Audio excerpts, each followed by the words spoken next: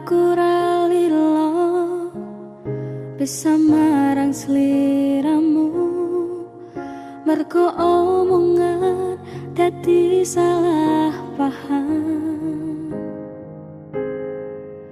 Janjiku tak patenke ing jero raga iki, supaya tansah kelingan sliramu.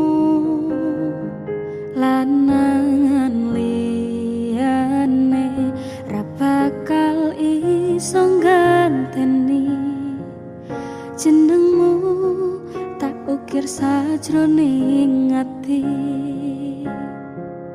Pengen ku siji nyanding sliramu tekanku. Ya Budianto bin Bapak Katib, saya nikahkan dan saya kawinkan engkau dengan Inka Rahayu Setio Asih binti Bapak Suryono, yang walinya bapak kandungnya telah mewakilkan perwaliannya kepada saya dengan mas kawin perhiasan emas 3 gram dan uang 5 juta rupiah dibayar tunai. Saya terima nikah dan kawinnya Inka Rahayu Setio Asih binti Bapak Suryono dengan mas kawin tersebut dibayar tunai.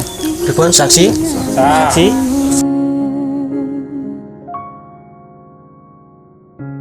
Nganti todoake aku lilo, wis kulino bab ngempet loro. Pokoke kowe liyane aku akeh, ra ono kata pisah, percaya endinge indah. Kelangan kowe aku jelas ngamuk, mlaku tanpa kowe atiku remuk.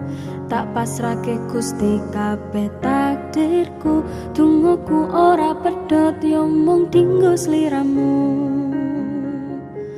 Lanangan liyane ra bakal iso ganteni jenengmu, tak ukir sajroning ati. Pengen ku siji nyanding sliramu tekanku mati, dongaku ra bakal mandeg sadurung sliramu bali. Todoake ora popo tresnaku tekane mati, sing penting rasaku sateruse ono ning jero ati ning atimu. Gedene cintaku luar biasa, jelas paling tulus sadunia. Walau kadang gawe hati kelaran, opo wae tatabrak yang menjadi penghalang. Tresno tekan matiku mung sampai